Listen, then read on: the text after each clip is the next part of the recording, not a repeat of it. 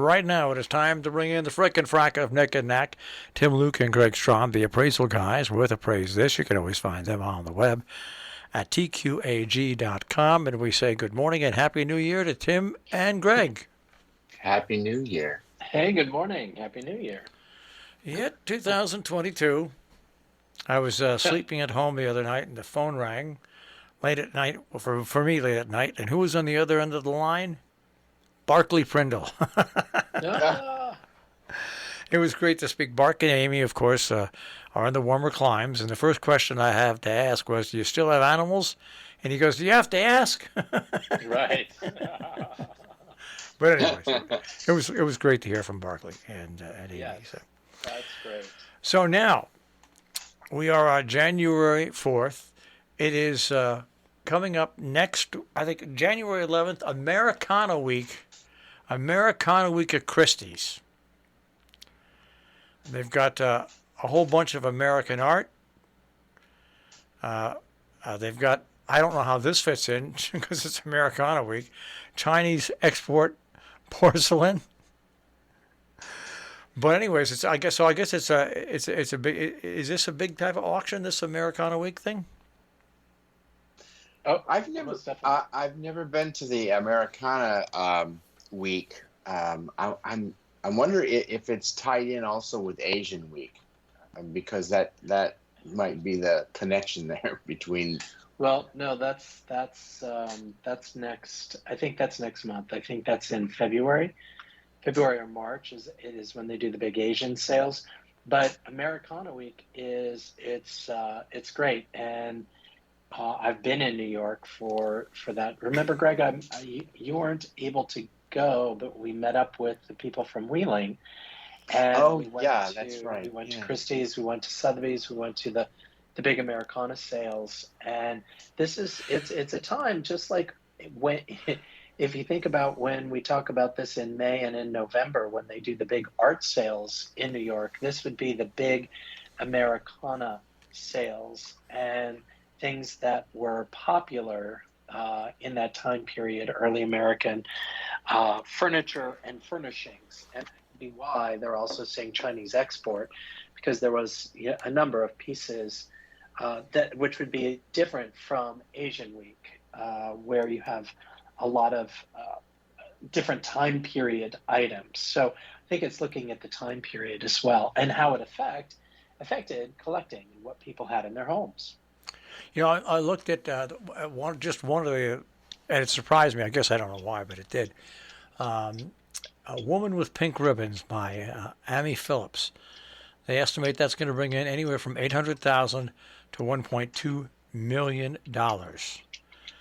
Yeah. I'm looking, and that's quite a bit of money, isn't it, for Americana paintings? Yeah. Yes. Well, Americana is kind of the. It's been a little on the under the radar for a while.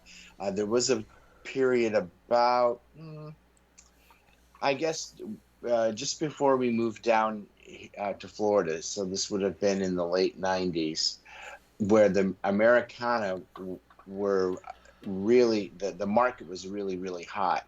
And now it doesn't seem to be as hot, but the quality of the items that are being sold are still, a lot of them are from private collections, and it's still kind of the best of the best. But the market seems to be taking a turn over the past couple of years, because we've noticed we've noticed some of the things like on, I can't even think of it right now, on top of the barn, the weather vanes. Weather vanes, thank you. You're welcome.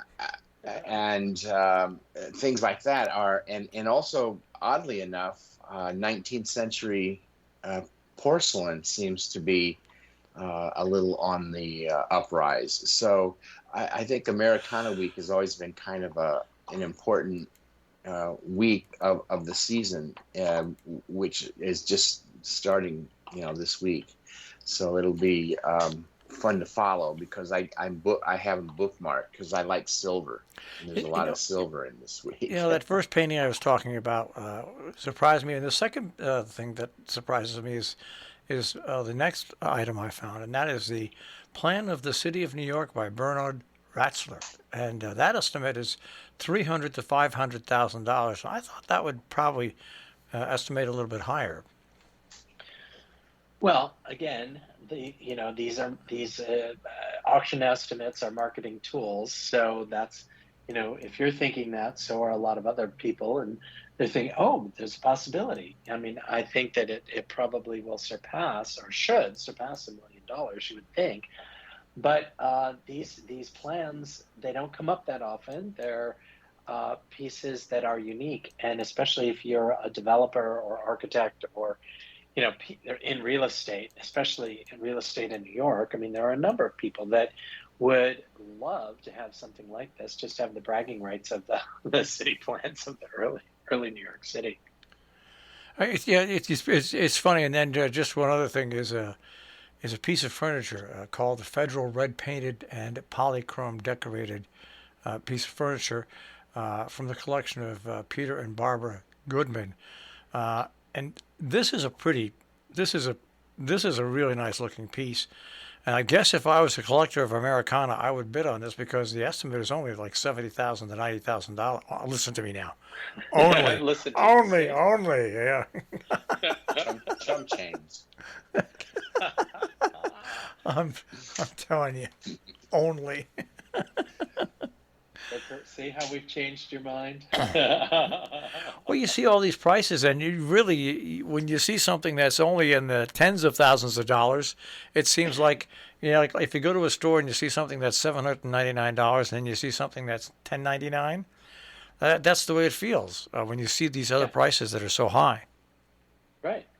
Yeah, for some of those. And it's interesting because, especially for Americana furniture, those pieces, have really, just like all the other areas of furniture, the market has shown a downward progression. So, when interesting things, when desirable, rare things that you don't see that often come up, then the auction is the best way because it inspires a lot of bidding. But it'll be interesting to see what the furniture actually sells for. This past year, I've been noticing, and I think Greg has too, is that their prices have been pretty steady in areas that were downward trending, and I think that is probably because more and more people are coming into and learning about the auction. And how to access auctions have become so much easier. But we are going through, we're going through another generational change, and it'll be interesting to see what the next couple of years bring as far as what becomes hotter in the marketplace. Will sneakers continue to command large prices? I do believe so. I think we'll see. We just saw a comic book auction where a comic book broke over $2 million. So I think that there's various levels of the marketplace that are evolving. And when you have these older items like the Americana pieces, this is why they continue to market this as, here is a week of some of the best and some of the freshest to market items. That's what they save those items for. So it should be interesting. All right, now I'm going to ask you guys this question. What was the number one piece of art painting that was sold in auction during 2021? You don't have to name the piece, just name the artist. Basquiat. Nah. No. It was I'm not sure. He's cheating. No, I'm not. Picasso. Picasso. I was going to say Picasso. Yeah. I was going to say Picasso. But it was a toss-up because there were a couple that sold really high. $103.4 million. Yes. For Femme Assist Présidente Phillips, whatever it is. Blah blah blah. But really, $103.4 million. But don't feel bad, folks, because if I scroll down to the number 10 painting, but I've got a surprise for you here that I'm not sure that you're aware of. The 10th ranked painting is a Jason Pollock called number 17, and that went for over $61 million. Huh. So, I mean, those are all pretty high prices. But what really surprised me was a painting called Beeple, Birthdays the First 5,000 Days. Yeah. That was minted in February of 2021. That went for almost $70 million. Yeah, and That's the digital image one.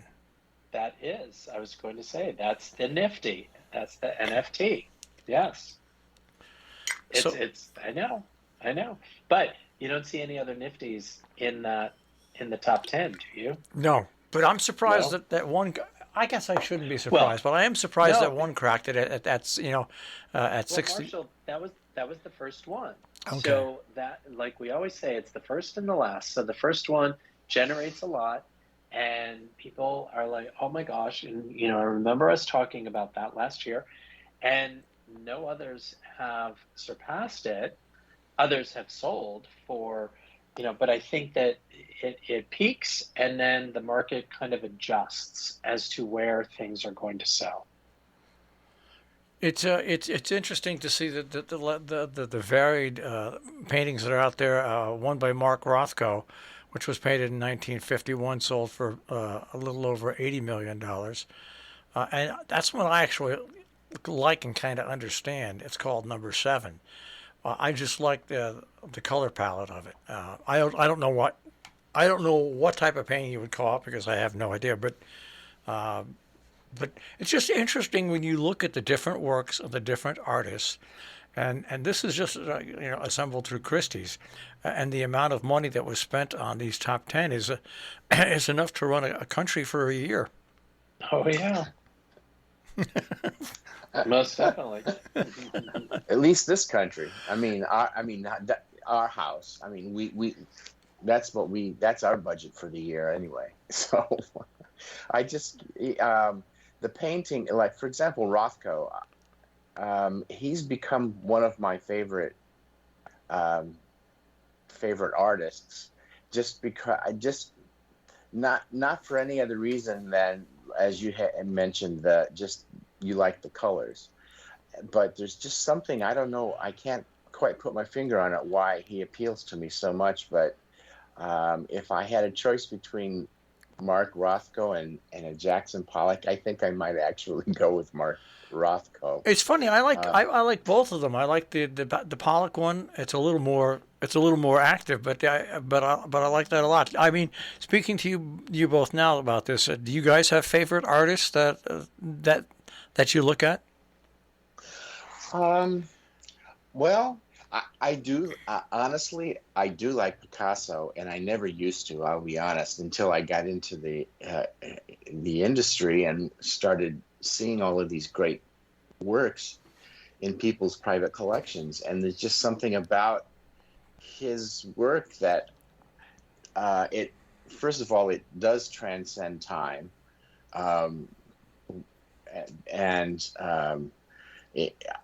We've seen a number of his exhibitions when they've been touring around, and it never fails to pull you in. And for me, that's one of the things I like most about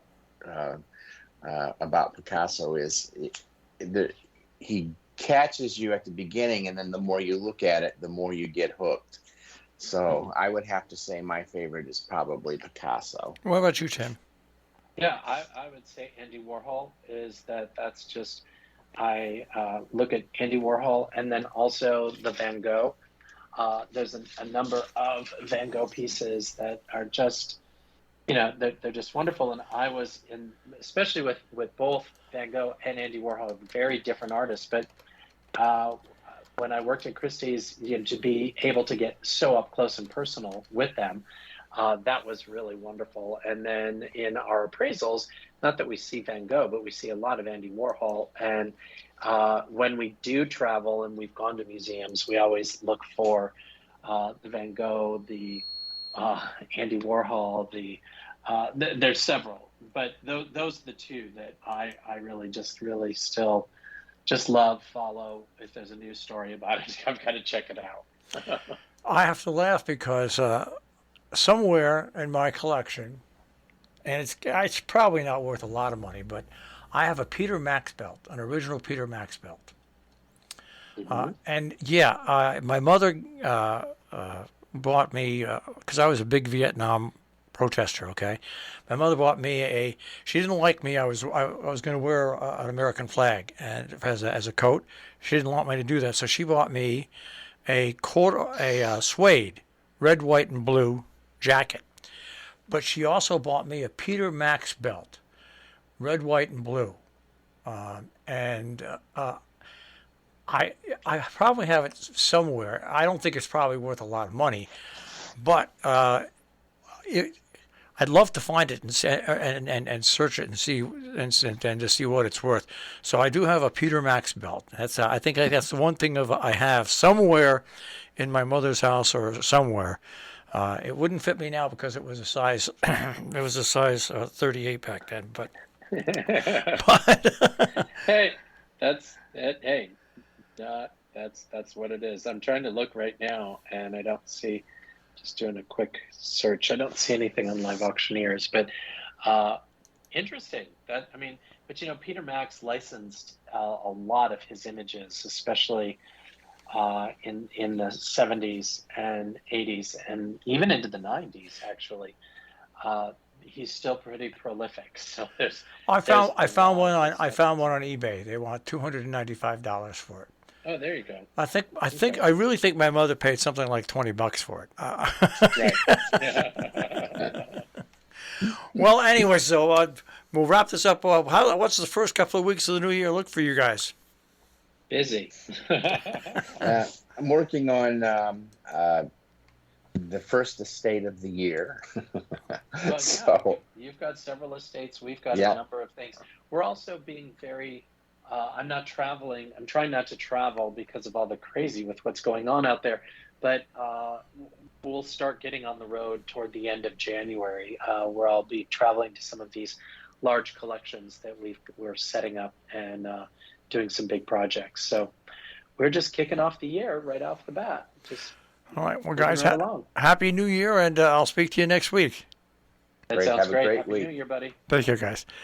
Tim Luke and Greg Strahm, the Appraisal Guys, the frick and frack of Nick and Knack with Appraise This here on Robinhood Radio. Of course, you can find them at tqag.com on the web.